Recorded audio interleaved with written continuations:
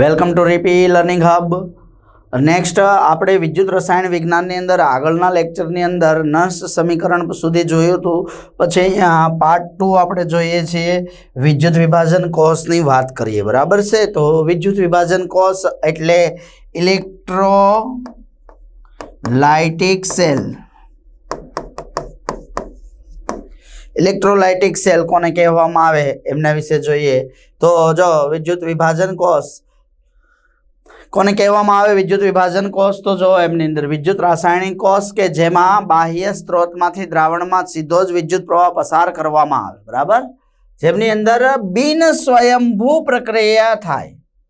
બિન સ્વયંભૂ પ્રક્રિયા થવાની ફરજ છે એ કરવામાં આવે, પૂરી પાડવામાં આવે, તો એને શું કહેવામાં આવે બેટા? વિદ્યુત વિભાજન કોષ તરીકે એને ઓળખવામાં આવે. બરાબર. વિદ્યુત રાસાયણિક કોષ જેવું જ આ વર્ક કરે, પણ આની અંદર શું થાય કે વિદ્યુત પ્રવાહ પસાર કરવો જ પડે, અને પેલામાં બી કરવો પડે એવું જરૂરી નથી કે નહીં. અને બિન સ્વયંભૂ પ્રક્રિયા થાય. પેલામાં શું હતું? સ્વયંભૂ પ્રક્રિયા થતી હતી. બિન સ્વયંભૂ પ્રક્રિયા થાય તો એને વિદ્યુત વિભાજન કોષ કરવામાં આવે. વિદ્યુત વિભાજન પ્રક્રિયા માટે એમનો ઉપયોગ કરવામાં આવે. બિન સ્વયંસ્ફુરિત પ્રક્રિયા મેળવવી હોય, કઈ પ્રક્રિયા બેટા?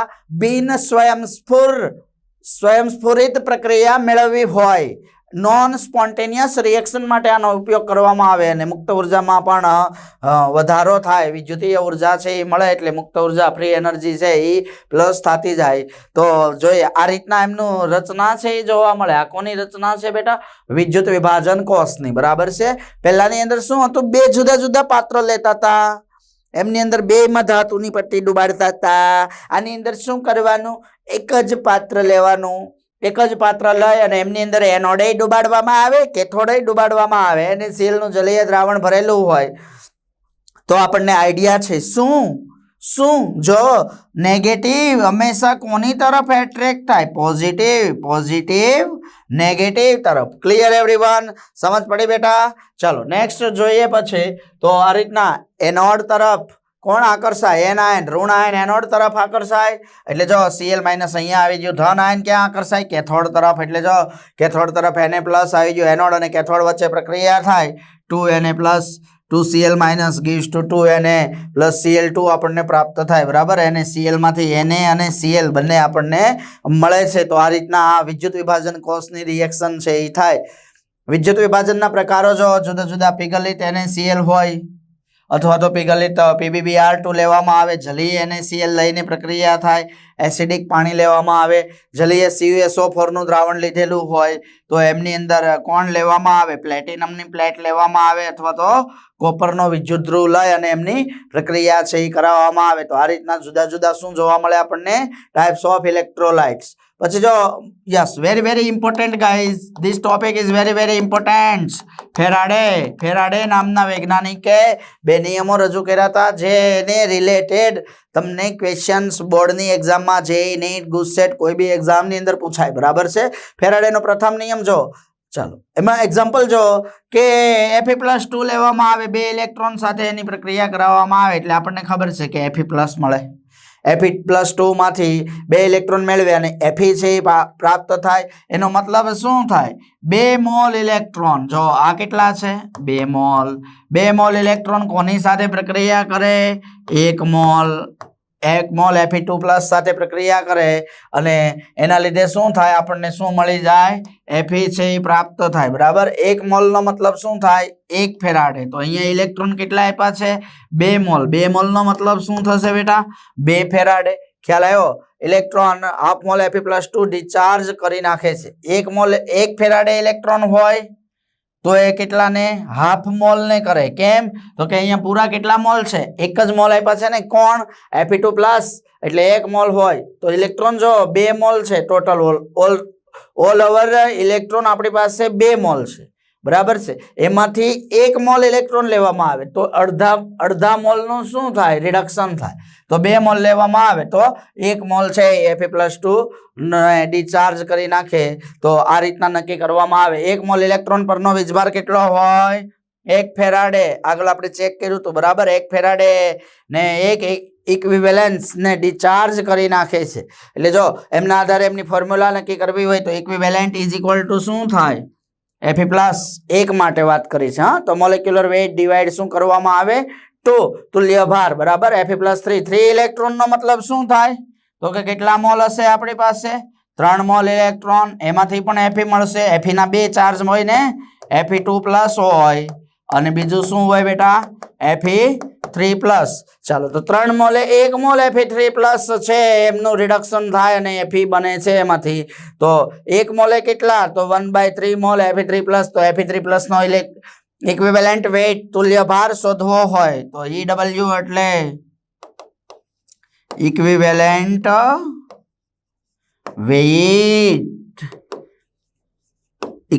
વેઇટ બરાબર છે અને તુલ્ય ભાર તરીકે ઓળખવામાં આવે તો Fe3+ હોય તો એમનો ઇક્વિવેલન્ટ વેઇટ કેટલો થાય મોલેક્યુલર વેઇટ ડિવાઇડ 3 લેવામાં આવે વેલેન્સી ફેક્ટર ઇન શોર્ટ તો એમના આધારે નક્કી કરવામાં આવે તો આ ફેરાડેનો ફર્સ્ટ લો હતો.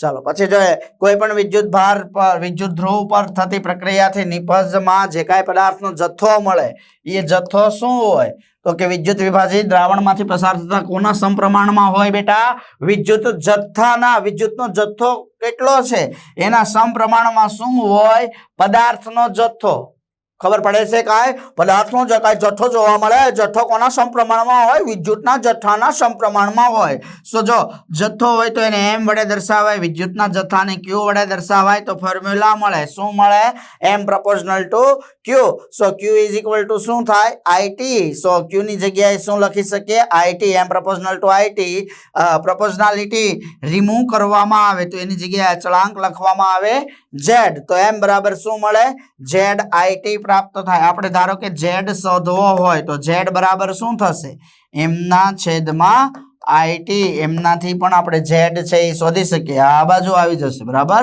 છેદમાં. ચાલો જો 1 એમ્પિયર નો પ્રવાહ 1 સેકન્ડ માટે પસાર કરવામાં આવે એટલે I કેટલા આપ્યા 1 એમ્પિયર સમય t કેટલો આપ્યો 1 સેકન્ડ તો q બરાબર કેટલા મળે 1 કુલમ ત્યારે z બરાબર શું થઈ જાય ફક્ત m z શું દર્શાવે છે કેમિકલ ઇક્વિવેલન્ટ કોન્સ્ટન્ટ રાસાયણિક તુલ્યાંક અચળાંક દર્શાવે વિદ્યુત રાસાયણિક તુલ્યાંકમાં 1 કુલંબ વિદ્યુત ભાર પસાર કરવાને લીધે સામૂહિક રીતે જમા થાય અથવા તો શું થાય છે મુક્ત થાય બરાબર છે તો આ રીતના જોવા મળે આપણને આ ફેરાડેના પ્રથમનો એમની ફોર્મ્યુલા છે ખ્યાલ આવ્યો દરેકને બોલો મેરે સંગુ મંગુ સંગુ બતાવો સમજ में आया बेटा चलो नेक्स्ट જોઈએ 1 કુલમ બરાબર m વડે એને રિપ્રેઝન્ટ કર્યું તો 96500 કુલમ હોય તો 96500 m થાય સો 1 ફેરાડે બરાબર 1 ઇક્વિવેલન્ટ બરાબર એનું સમતુલ્ય વજન દર્શાવે એટલે 96500 બરાબર એને શેના વડે દર્શાવવામાં આવે e વડે તો m બરાબર શું થાય e ના છેદમાં 96500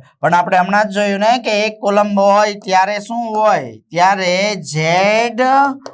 z બરાબર શું હોય બેટા m બરાબર તો m ની જગ્યાએ અહીંયા હું શું લખી શકું z તો z બરાબર શું મળે e ના છેદમાં 96500 તો આ રીતના શોધી શકાય. પછી જો એમની પ્રવાહ ક્ષમતા કરંટ એફિશિયન્સી ફાઇન્ડ કરવી હોય તો એ પણ થાય પ્રવાહ ક્ષમતા અથવા કોષની ક્ષમતા એને ઈટા વડે દર્શાવવામાં આવે એની ફોર્મ્યુલા શું મળે પ્રાયોગિક મૂલ્ય લેવામાં આવે છેદમાં સૈદ્ધાંતિક મૂલ્ય લેવામાં આવે ગુણ્યા શું કરવામાં આવે 100 પ્રાયોગિક મૂલ્ય છેદમાં સૈદ્ધાંતિક મૂલ્ય ગુણ્યા 100 તો એમનાથી શું મળે આપણને પ્રવાહ ક્ષમતા અથવા તો કોષની ક્ષમતા છે એ આપણે શોધી શકીએ છીએ આ ફોર્મ્યુલાથી ખ્યાલ આવ્યો. ચાલો નેક્સ્ટ જો ફેરાડેનો બીજો નિયમ જોઈએ છીએ હવે જ્યારે સર્કિટની અંદરથી પ્રવાહ છે એ પસાર કરવામાં આવે તો પ્રવાહ તો પસાર થાય સર્કિટમાં ડેફિનેટલી વાત છે ને બેટા આપણું લોહી હોય તો એ આપણી શરીરની બધી નળીમાંથી પસાર થાય કે નહીં એવી જ રીતના વિદ્યુત પ્રવાહ સંપૂર્ણ સર્કિટમાંથી જ પસાર થાય બરાબર પ્રત્યેક વિદ્યુત ધ્રુવ પર શું છે q છે એ સમાન રીતે વહેંચાયેલો છે આના પર બી q છે આના પર બી I બરાબર તો એવી રીતના સમાન રીતે વહેંચાયેલ છે ત્યારે શું હોય જો ડિસ્ચાર્જ થયેલા જે કાંઈ પદાર્થનું દળ હોય એ વિદ્યુત ધ્રુવ 1 2 3 4 જો 1 2 3 4 બધા જ પરથી પાસ થાય બરાબર 1 2 3 4 એમ બધા જ પરથી પસાર થાય ત્યારે એનું વજન શું જોવા મળે W1 W2 W3 W4 દરેકનું વજન જોવા મળે અને સમતુલ્ય દળ કેટલું હોય E1 E2 E3 અને E4 જેટલું જોવા મળે તો W1 છેદમાં E1 એ શું દર્શાવે છે આપણને સમતુલ્ય સંખ્યા દર્શાવે એના આધારે નક્કી થાય નંબર ઓફ ઇક્વિવેલન્ટ તુલ્ય તુલ્યાંકની સંખ્યા નક્કી કરવી હોય તો શું લેવામાં આવે? Number of Faraday. So number of equivalent is equal to શું લેવામાં આવે? W1 ના છેદમાં E1 is equal two W2 ના છેદમાં E2 is equal two W3 ના છેદમાં E3. આવી રીતના જેટલા બી જોડેલા હોય એના આધારે નક્કી કરી શકીએ. તમે પેલો સમાંતર શ્રેણી અને શ્રેણીની વાત કરતા હતા ફિઝિક્સની અંદર, એમનો જ અહીંયા ઉપયોગ છે. આવા અસંખ્ય કોષો છે, અસંખ્ય કોષો જોડેલા હોય તો એમની અંદર નક્કી કરી શકીએ. ખ્યાલ આવ્યો? તો એમના માટે ફેરાડેનો સેકન્ડ રૂલ છે, એમનો ઉપયોગ કરવામાં આવે. સમજ પડી દરેકને? Clear everyone? ચલો નેક્સ્ટ જો એમનો નિયમ આપ્યો છે. શું છે? બે કે તેથી વધારે વિદ્યુત વિભાજની કોષને શ્રેણીબદ્ધ ગોઠવવામાં આવે, શ્રેણી જોડાણ ઇન શોર્ટ કરવામાં આવે. બરાબર. બે કે તેથી વધારે ને શ્રેણીબદ્ધ ગોઠવવામાં આવે ત્યારે શું થાય? એમનો જે કાંઈ વિદ્યુતનો જથ્થો પસાર થાય એ વિદ્યુતનો જથ્થો, સમાન વિદ્યુતનો જથ્થો, જો સમાન વિદ્યુતનો જથ્થો પસાર કરવામાં આવે તો એ પસાર થાય તો શું થાય? તો ત્યારે વિદ્યુત ધ્રુવો પર પ્રાપ્ત થતી નિપજોનો જથ્થો, નિપજોનો જે કાંઈ જથ્થો જોવા મળે એ કોના સમપ્રમાણમાં હોય? કોના? એના રાસાયણિક તુલ્યભારના સમપ્રમાણમાં જોવા મળે. એટલે નિપજોનો જથ્થો જે કાંઈ જોવા મળે એ કોના સમપ્રમાણમાં હોય બેટા? એમના રાસાયણિક તુલ્યભારના સમપ્રમાણમાં હોય. આ સેકન્ડ રૂલ્સ દર્શાવે છે. ચલો, તો આ રીતના બીજો નિયમ અને પહેલો નિયમ બંને જોવા મળે. પછી જો નેક્સ્ટ હવે બેટરી. મહત્તમ વોલ્ટેજ મેળવવા માટે ગેલ્વેનિક કોષોને શ્રેણીમાં જોડવામાં આવે, એક સાથે અસંખ્ય શ્રેણીમાં જોડવામાં આવે ત્યારે એને શું કહેવામાં આવે? બેટરી. ક્યારે બેટરી કહેવાય? તો કે જ્યારે આપણે હાઈ વોલ્ટેજ મેળવવો હોય. શું કરવું હોય?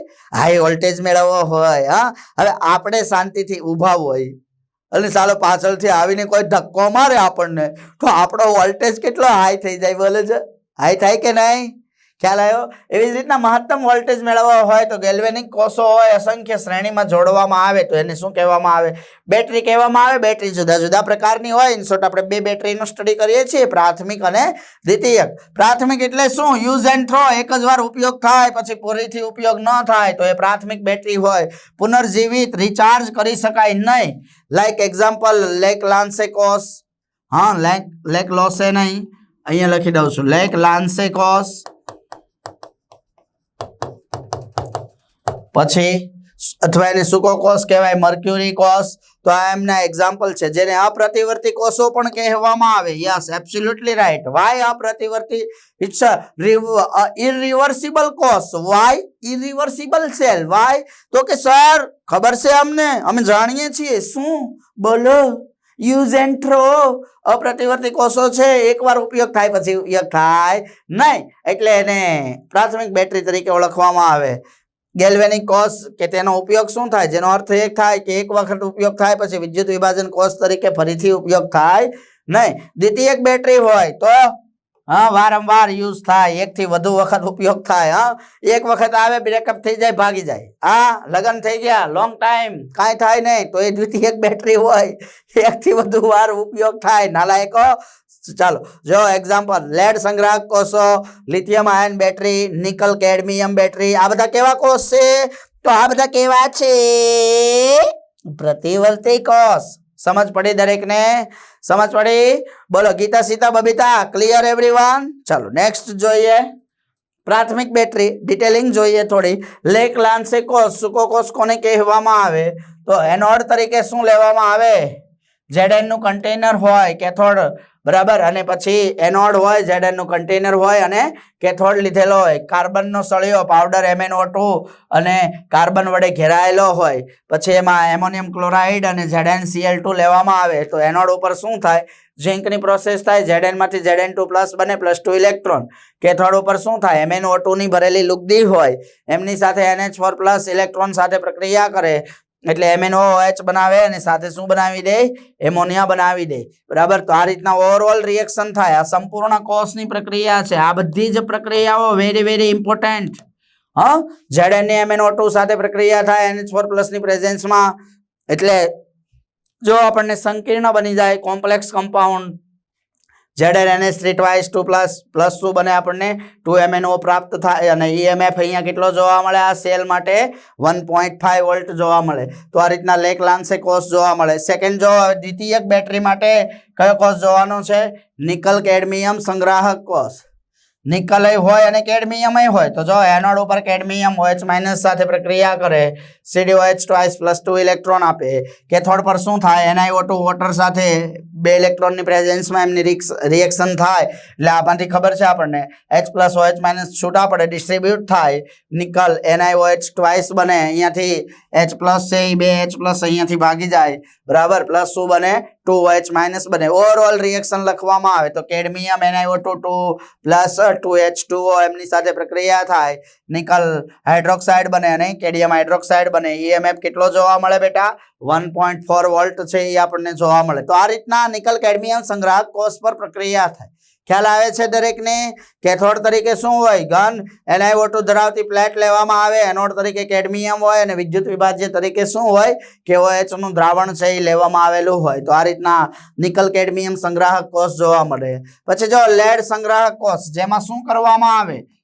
બહુ બધો ઇમ્પોર્ટન્ટ છે આનો 6 વોલ્ટેઇક કોષને એકબીજા સાથે જો આ રીતના શ્રેણીમાં જોડવામાં આવે એની અંદર અહીંયા દ્રાવણ ભરવામાં આવે કેટલું ભરવામાં આવે કેટલો આટલો કેટલો 38% H2SO4 લેવામાં આવે એનો મતલબ શું થાય 38% પ્યોર H2SO4 બાકીનું બધું શું હશે પાણી એનોડ તરીકે લેડની પ્લેટ લેવામાં આવે કેથોડ તરીકે લેડ + PbO2 લેવામાં આવે બેટરી ગેલ્વેનિક કોષ તરીકે વર્તે અને ડિસ્ચાર્જ પ્રક્રિયામાં જોવા મળે જો કેથોડ તરીકે કોણ હોય લેડની ગ્રીડની ઉપર PbO2 ચોંટાડેલ હોય એવી પટ્ટી લેવામાં આવે પછી એનોડ તરીકે ફક્ત લેડની પટ્ટી લેવામાં આવે વિદ્યુત વિભાજ્ય તરીકે 38% weight by weight H2SO4 લેવામાં આવે it's very very important for MCQ હા ચાલો તો આ રીતના લેડ સંગ્રાહક કોષનું આ રીતના નિર્માણ થાય ખ્યાલ આવ્યો દરેકને ચાલો સમજ પડે ક્લિયર હુઆ ક્યા ચાલો નેક્સ્ટ જો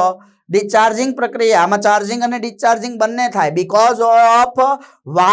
બીકોઝ ઓફ લેડ સંગ્રાહક કોષ છે એ કયો છે દ્વિતીયક બેટરી છે એટલે વારંવાર યુઝ થાય ચાલો એટલે પહેલા જો ડિસ્ચાર્જ પ્રક્રિયા થાય લેડની સલ્ફેટ સાથે એનોડ પર PbSO4 બને 2 ઇલેક્ટ્રોન છૂટા પડે એ ઇલેક્ટ્રોન ક્યાં જાય તો જો અહીંયા આવી ગયા કોની પાસે આવી ગયા કેથોડ પર lead O2 sulphate ion H4 +2 electron તો PbSO4 + 2H2O બને તો ઓવરઓલ જો એનોડ પર E0 ની વેલ્યુ -0.36 વોલ્ટ કેથોડ પર E0 1.68 વોલ્ટ જોવા મળે ઓવરઓલ પ્રક્રિયા લખવામાં આવે તો Pb + PbO2 + H2SO4 સાથે પ્રક્રિયા થાય તો શું બને 2PbSO4 + 2H2O અને E0 ની ફોર્મ્યુલા E0 ની વેલ્યુ શું જોવા મળે બેટા 2.04 વોલ્ટ ઓવરઓલ ચેક કરવામાં આવે તો E0 કેથોડ -E0 એનોડ તો આ રીતના ડિસ્ચાર્જ પ્રક્રિયામાં E0 ની વેલ્યુ 2.04 વોલ્ટ જોવા મળે ચાર્જિંગ પ્રક્રિયામાં એના કરતા ઉલટું થઈ જાય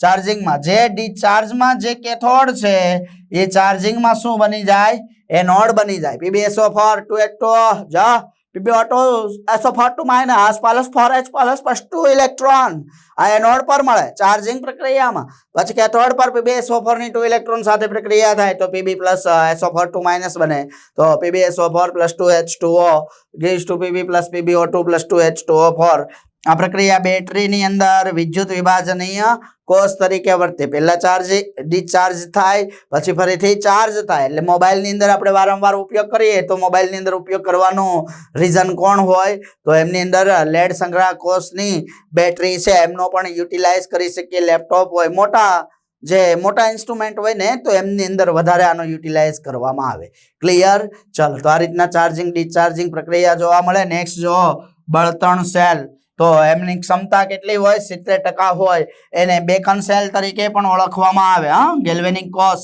નો જેવું જ આની અંદર સેમ જોવા મળે ચાલો શું હોય આમની અંદર તો જો વિદ્યુત ધ્રુવ તરીકે શું લીધેલું હોય ઇલેક્ટ્રોડ તરીકે છિદ્રાળુ કાર્બન યુક્ત વિદ્યુત ધ્રુવ લીધેલા હોય જેમાં ધાતુ છે એ ઉદ્દીપક તરીકે વર્તે છે એટલે છિદ્રાળુ કાર્બન યુક્ત આ રીતના પ્લેટ લેવામાં આવે તો એમની અંદર ધાતુ ઉત્પ્રેરક ઉદ્દીપક તરીકે વર્તતી હોય બરાબર પછી વિદ્યુત વિભાજ્ય તરીકે અહીંયા દ્રાવણ લીધેલું હોય એ દ્રાવણ કોનું લેવામાં આવે બેટા દ્રાવણ કોનું હોય સાંદ્ર NaOH નું દ્રાવણ અથવા તો KOH નું દ્રાવણ લીધેલું હોય તો કેથોડ પર અને એનોડ પર પ્રક્રિયા થાય ઓક્સિજન પાણી સાથે પ્રક્રિયા કરે 4 ઇલેક્ટ્રોન ક્યાંથી આવ્યા એનોડ પાસેથી આવ્યા સર ખબર છે અમને 4OH- બને ઇલેક્ટ્રોડ E0 નું મૂલ્ય 0.40 વોલ્ટ હોય એનોડ પર 2H2 + 4OH- 4H2O + 4 electron E0 ની વેલ્યુ -0.83 વોલ્ટ કોષની પ્રક્રિયા બંનેનો ટોટલ કરવામાં આવે તો કોષ પ્રક્રિયા આપણને મળી જાય 2H2 + O2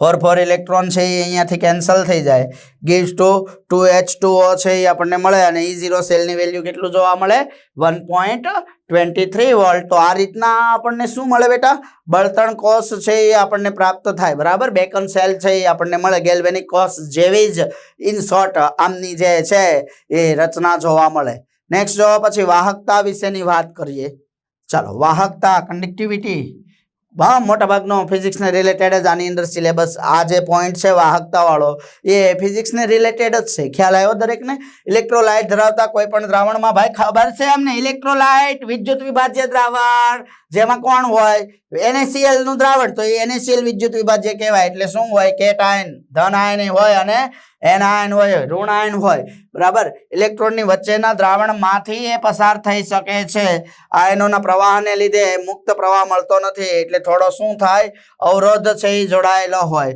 તો અવરોધ છે એ માપી શકીએ છીએ resistivity R resistance R = ρ × L/A આ ρ શું દર્શાવે છે અવરોધકતા અથવા તો ચોક્કસ અવરોધ બરાબર એને રેઝિસ્ટિવિટી કહેવામાં આવે R છે એ રેઝિસ્ટન્સ છે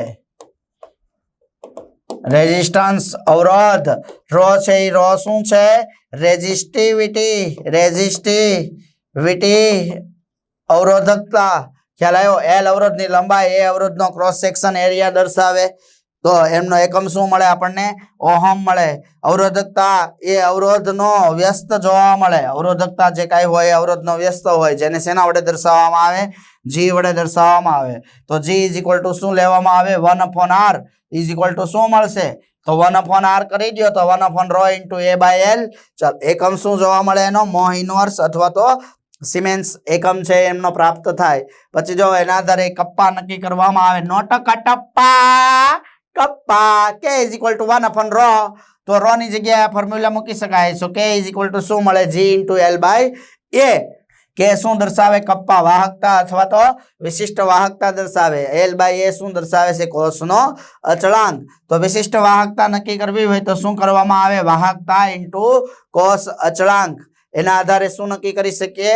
સ્પેસિફિક કન્ડક્ટિવિટી વિશિષ્ટ વાહકતા છે એ નક્કી કરી શકીએ કેનો એકમ શું જોવા મળે તો કેનો એકમ મળે K = સિમેન્સ પર મીટર અથવા તો સિમેન્સ પર સેન્ટીમીટર તો આ રીતના અવરોધકતા વાહકતા વિશિષ્ટ વાહકતા નક્કી કરી શકીએ પછી જો વાહકતા કોષ લેવામાં આવે કોઈ તો આર્યો વાહકતા કોષ અવાહક પ્લેટો લીધેલી હોય ધાતુની પ્લેટો હોય એમાંથી વિદ્યુત પ્રવાહ પસાર થાય બેટરીમાંથી વિદ્યુત પ્રવાહ પાસ કરવામાં આવે તો આપણને જો ફોર્મ્યુલા મળે G = K × A/L A/L વાહકતા કોષ માટે સમાન જોવા મળે K નું મૂલ્ય બદલાય અને K શું દર્શાવે ઇલેક્ટ્રોલાઇટ અંદર જે દ્રાવણ ભરવામાં આવેલો છે એમનો સ્વભાવ દર્શાવે છે બરાબર સો K બરાબર શું મળે આપણને G × L/A આ ફોર્મ્યુલાનો યુટિલાઇઝ કરીને તો G × L/A પ્રાપ્ત થાય ઇલેક્ટ્રોલાઇટની પ્રકૃતિ ઉપર પ્રવાહનો જથ્થો છે એ આધાર રાખે મેન ઇમ્પોર્ટન્ટ છે MCQ માટે ઇલેક્ટ્રોલાઇટની પ્રકૃતિ એમનો આધાર વિદ્યુત વિભાજ્ય દ્રાવણ કેવું છે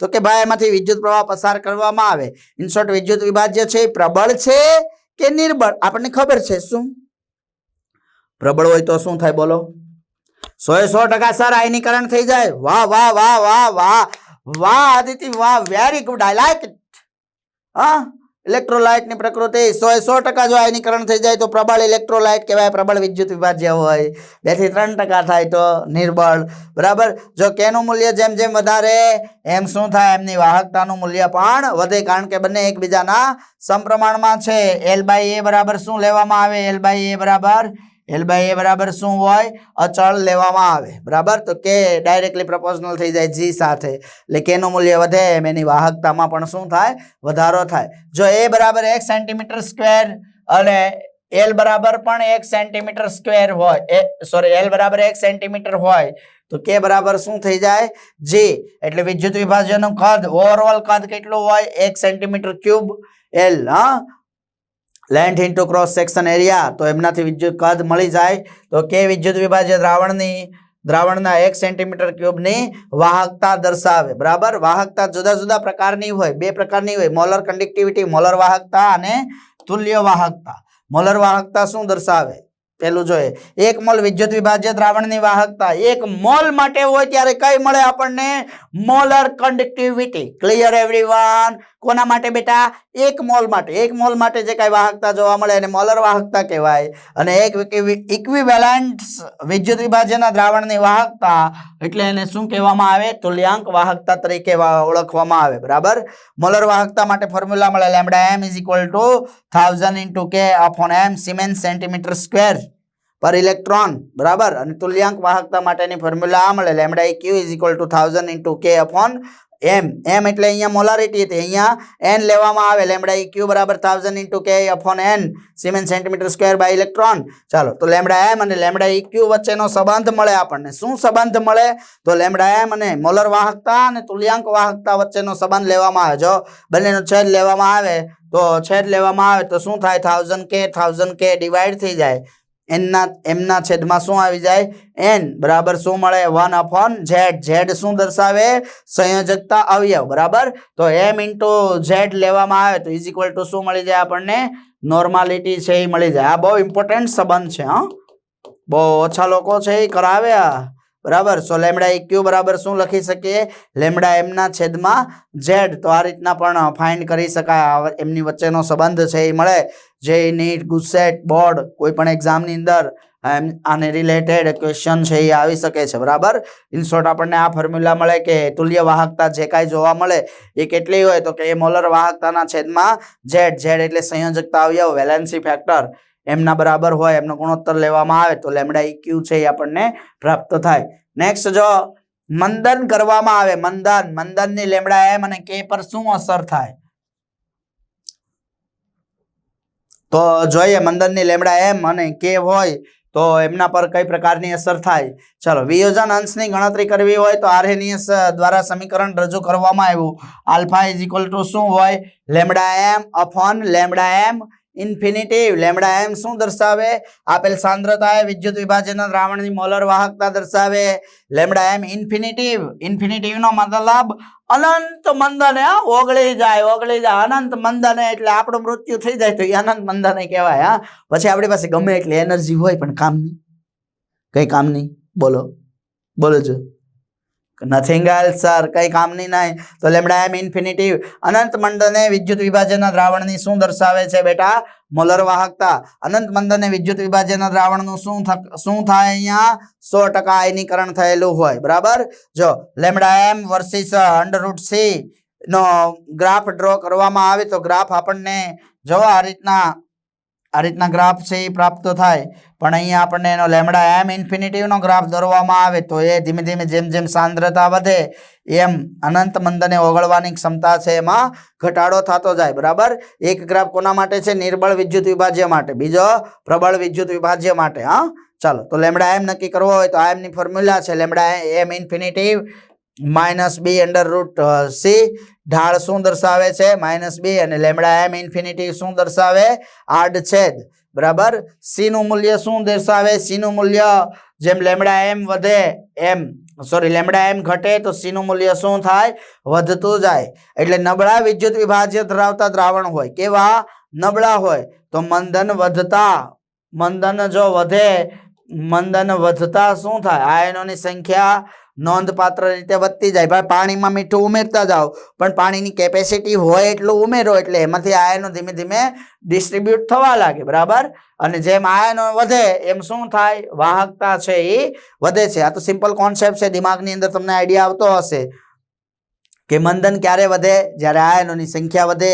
મંદન વધે એટલે આયનોની સંખ્યા વધે.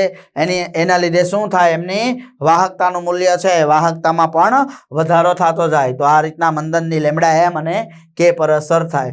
નેક્સ્ટ જો મંદનની વાહકતા પર અસર. વિશિષ્ટ વાહકતા બરાબર શું છે? 1 સેન્ટીમીટર ક્યુબ દ્રાવણની વાહકતા મંદને પ્રતિ એકમ કદમાં રહેલા આયનોની સંખ્યા ઘટે. આયનોની સંખ્યા ઘટે એટલે કે પણ શું થાય? કેમાં પણ ઘટાડો થાય. તો આ રીતના મંદનની વાહકતા વિશિષ્ટ વાહકતા પર અસર થાય. પછી નેક્સ્ટ જો કોહલરોસનો નિયમ. કોહલરોસનો નિયમ શું છે? એસ ના નિયમ જેવો સરવાળો બાદબાકી એક સીમિત મૂલ્ય સુધી વિદ્યુત વિભાજનમાં લેમ્ડા એમ મંદન સાથે શું થાય? સીમિત મૂલ્ય સુધી. સીમિત એટલે ચોક્કસ. સુમિત ના સીમિત ચોક્કસ મૂલ્ય સુધી વિદ્યુત વિભાજનમાં લેમ્ડા એમ મંદન સાથે શું થાય? વધે. એક સમય એવો આવે કે પછી વધે નહીં, પછી ગમે એટલું દ્રાવણ ઉમેરવામાં આવે પણ છતાં નથિંગ એલ્સ, કઈ ફેરફાર ન થાય. તો એને શું કહેવામાં આવે? લેમ્ડા એમ ઇન્ફિનિટિવ અનંત મંદન તરીકે એને ઓળખવામાં આવે. બરાબર? અનંત મંદન થઈ જાય.